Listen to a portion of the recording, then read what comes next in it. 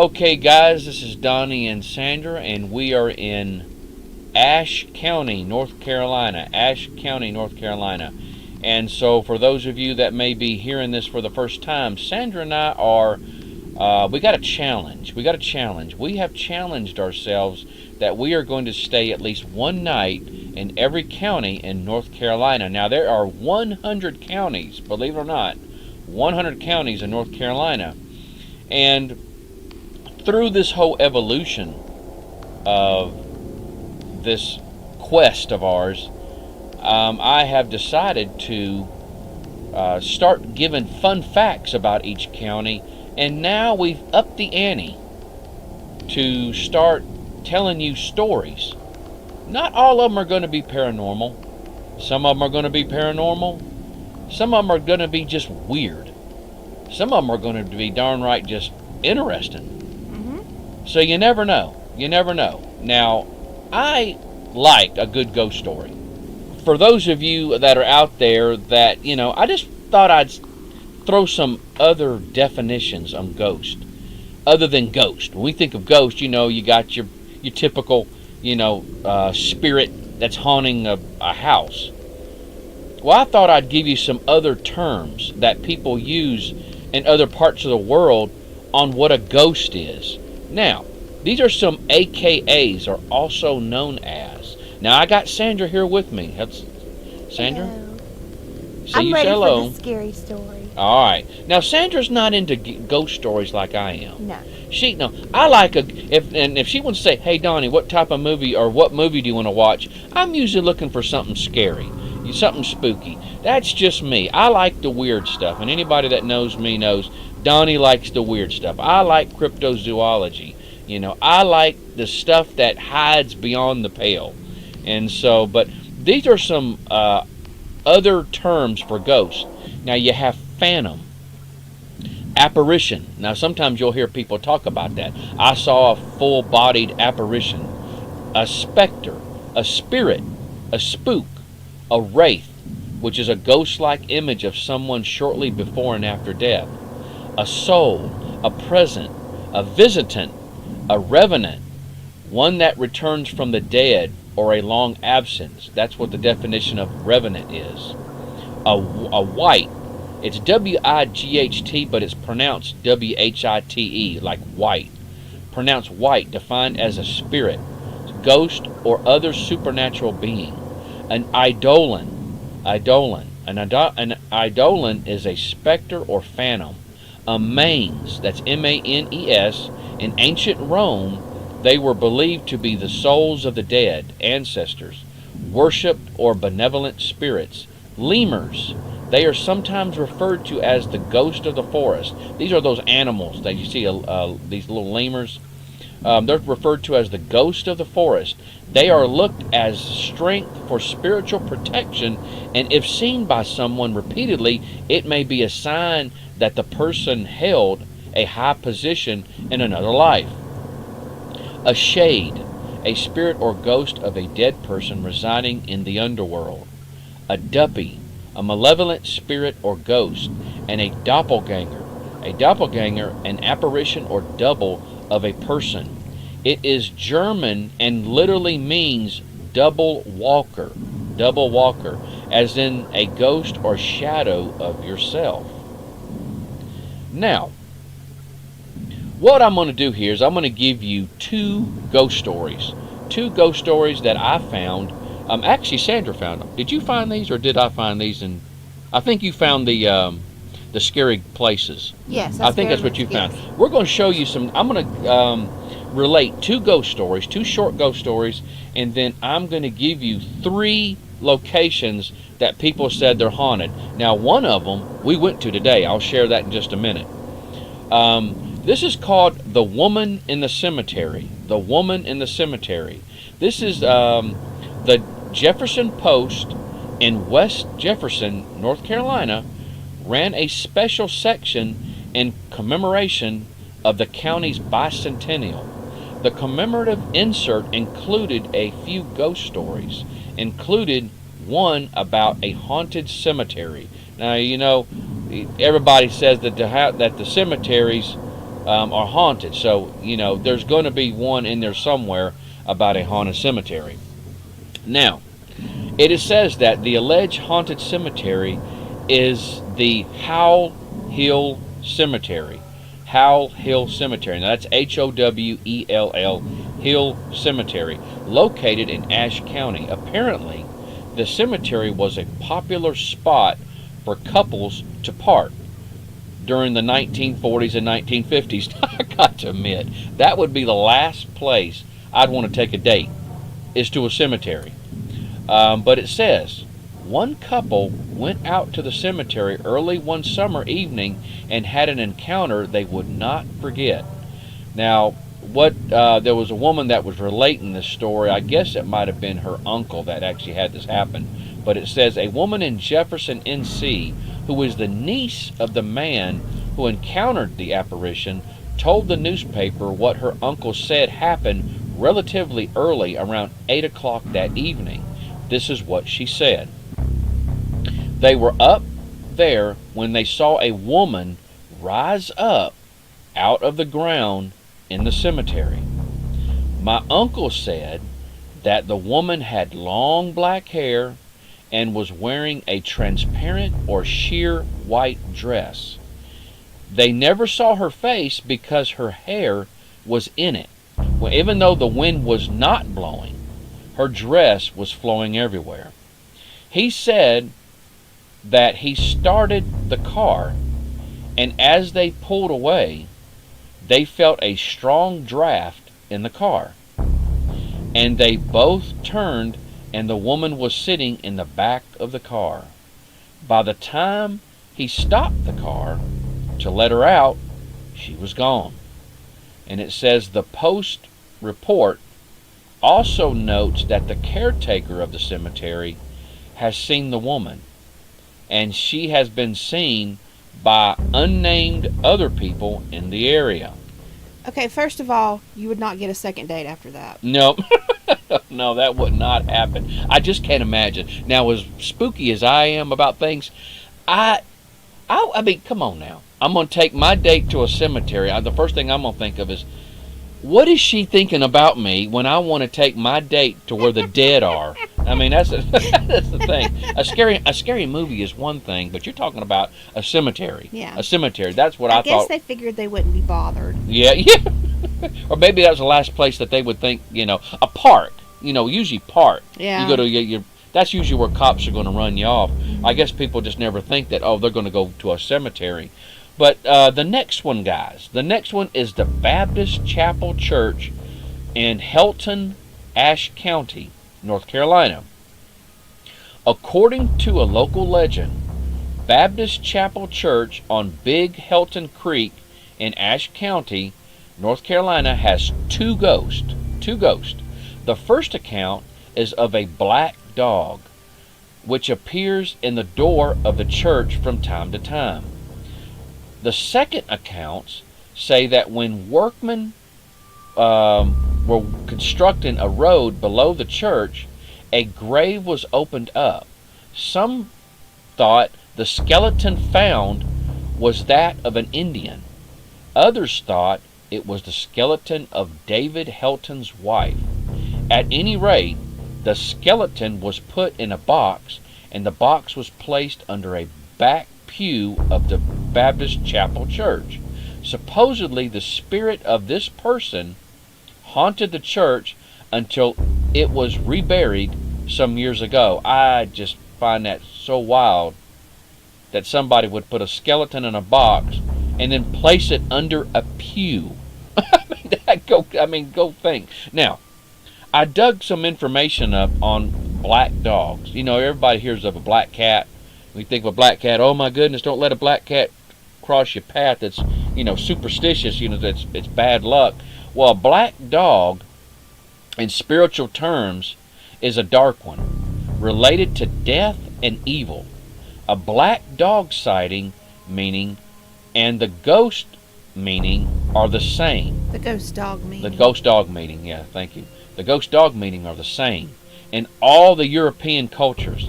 A guardian of the underworld crossing your path. Now, I also found out that a black dog is a supernatural, spectral, or demonic entity from English folklore. It is usually unnaturally large, with glowing red or yellow eyes, is often connected with the devil, an English incarnation of the hellhound. You ever heard of the hellhounds? Yes, this Or a reminds me of hellhound? Ghostbusters when those dog gargoyles come back to life. Yeah.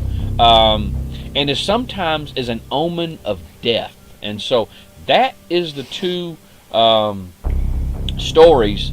Now, the just regular ghost stories. It's odd to me that they both revolve around a church, though. That's Yeah, both of those. Both of those around the same church. And so, I know that's going to be kind of hard to get people to show up when you have stories like that going around. Now, wouldn't want to have evening service and stay afterwards or anything. Yeah. Now, these here, I got this from, Sandra sent me some information through a text of the top 5 scariest places in Ashe County. I'm only going to talk about 2 of them. 3 of them. We're going to talk about 3 of them.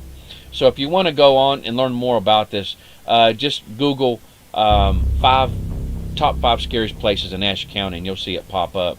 Now, this one, the first one here we're going to talk about is Deep Ford Road. Deep Ford Road. It says one of the lesser-known scary places in Ashe County is Deep Ford Road, where the ghostly figure of a woman would roam up and down the road, scaring pedestrians and motorists alike at night. Most of these accounts were recorded between 1920s and the 1950s. An article written by Kim Eldrith in volume 6 of Mountain Heritage, titled The Ghost of Deep Ford Road, details 2 of these ghostly encounters. According to the article, in the 1940s, Orville Powers and Robert Hoosier were walking home one night after seeing their girlfriends when they happened upon a woman dressed in white near the old Coon Eller place. The woman walked between a stunned Powers and Hoosier, floating about 6 inches off the ground. After she passed, Powers and Hoosier looked back at her, but she had disappeared. The duo then grabbed each other and quickly ran home. When I read that, I thought of Scooby-Doo. Yeah. They both grabbed each other. And you could do the run. I thought of Scooby-Doo and Shaggy when I read that. Okay, it goes on to say, according to Eldridge's article, a similar incident occurred in 1950 when Ralph Ham was returning home. While driving down the road between the houses of Jones McNeil and Lonnie Johnson, Ham saw the figure of a woman near the old swinging bridge. According to the article, the woman was wearing white clothing and appeared to be in her 20s. As the woman walked along the roadside, she crossed in front of Ham's car. She then floated to a stream of water where Ham saw her vanish. And it says, some ghost stories change during time while others fade away like the ghosts themselves. According to the article, the lady in white on Deep Ford Road has not been seen since the road was reconstructed long ago, but still terrifies those who know old ghost stories. And so that one is there. So that one is that one. Now, the next one is a place that Sandra and I went today. It's the Museum of Ashe County History. No, it was yesterday. Yesterday. We went there yesterday? Mm-hmm. That's right. That's right. Okay. Museum of Ashe County History. That's where we went yesterday. It's free. It's a really nice place. It reminds me a lot of the Salisbury Rowan Museum. Mm-hmm. For those of you that are familiar with Salisbury, it's free. They don't cost you anything to go in there. Lots of good history, and they do take donations. And so, Museum of Ashe County History really has that. They really, and it's also in the old courthouse, like ours is in the old courthouse. That's right. That's right. And so it's really nice the way they did that, and they really did some good job with some displays there. But as this ghost story says, this is where the list becomes more serious. While other haunted locations in Ashe County may be shrugged off as an urban legend, pranks, or simple paranoia, the next entry cannot be so dismissed. The building that houses the Museum of Ashe County History was constructed in 1904 and served as the county's first courthouse. The building was redesigned as a museum after the courthouse relocated. The site has long been suspected of being haunted, so much that hauntedplaces.org lists the museum as a haunted historical building. The website says the following: it is reported that in 2010, a summer intern here witnessed a ghost. Working alone on the first floor, the intern heard a phone ring on the floor above, and then heard footsteps walking across the floor toward the sound, presumably to answer the phone. According to the museum curator, Don Long, the museum was also the site of a paranormal investigation from 3P, that's 3P Paranormal, in 2011. The group set up multiple cameras and sound equipment throughout the museum, focusing on the upstairs courtroom. The hours spent waiting and listening for ghosts went by without incident. 3P Paranormal later reviewed the tape and recordings and were surprised by one of their findings. According to Long, who also reviewed the recording, the team's sound equipment picked up the unmistakable sound of dragging footprints in the courtroom. However, the video shows all of the members of 3P Paranormal in a seated position while the footsteps were being made. The recording, the witnesses, and the uneasy feelings from the museum staff places the museum at number 2 on the list. And so, you know, they wouldn't let us go upstairs at the courthouse or at the museum. They're what now? They said the upstairs was closed. But as far as, they. I was wondering if they had some more exhibits up there. No, it said the upstairs was closed. Okay. Now, the last one we're going to look at is the old hospital. I mean, it just seems like your asylums, your prisons, and your old hospitals are usually going to be one that people are going to say that are haunted. Mm-hmm. But this one says this is the old hospital. If any place in Ashe County is truly haunted, it's said to be the old hospital located at 410 McConnell Street in Jefferson. Such as the Museum of Ashe County History, the old hospital has also been visited by paranormal investigators 3P Paranormal and is listed on hauntedplaces.org as a legitimately haunted historical building. Constructed in 1939, the building served as Ashe County's hospital, meaning that a great number of people would have died inside the building while in operation. The building was later converted to a county office in 1969 and was later shut down completely. The dark rooms and macabre atmosphere made the hospital an ideal setting for a haunted house. Dr. Leigh Bradley from the High Country Family Medicine was one of the volunteers who set up the first haunted house in 2010. I guess that's what he says. This was a freaky place to be in, Bradley said.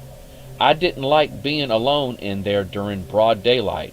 Forget about being alone in there after dark. And I'm pretty brave. Artificial power and lighting had to be added inside the old hospital while setting up the haunted house. According to Bradley, lights would go out every night at approximately 10 p.m. Due to how spooky this was, Bradley decided to stop setting up her room after dark, and her experiences were less than her fellow volunteers. According to Bradley, several of her peers saw orbs of light briefly floating through the dark halls. Others reported hearing the sounds of an elevator and bell, even though power had long been shut down from the building. Bradley said the volunteers even played a game, challenging each other to see how far they would walk into the uncharted parts of the old hospital before turning back. Even with a flashlight in hand, no one went more than 20 feet into the hospital alone.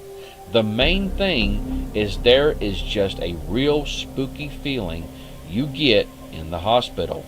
There are rooms where you would go into them and get the most amazing chill, Bradley said. The paranormal investigators, 3P Paranormal, actually spent the night in there, which is more than I would have done. And it says, if there really is such a thing as a haunted building in the world, it's that hospital, Bradley said. It's pretty neat that they put a haunted house in there, though. Yeah. And so there's actually one that was in West Jefferson. Yeah, we saw a haunted factory sign, but we never did go by there. It's like a haunted house type thing. Yeah, it's not open, but just on the weekends. Yeah, just on the weekends. And but so, yeah, a haunted house inside a hospital, that sounds really cool, actually. Yeah. But guys, I hope you enjoyed it. Again, usually when we're trying to dig out some good stories from the counties we visit, I'm usually looking for the scary ones first. And so, but we do have other stories other than the paranormal type. And so, but at the same time, as with the stories that we've seen and we've researched and we've found, some of these stories have a root of truth to them. There is a historical root that before it starts getting fanciful and on the fringe, there's usually a truth. There usually starts off as something that actually happened, and then it kind of gets told in different ways, and some people add stuff to it and stuff like that. So but you're going to hear of more of these as we continue on with the counties. But until next time, you guys be safe. Turn on that night light. Good night.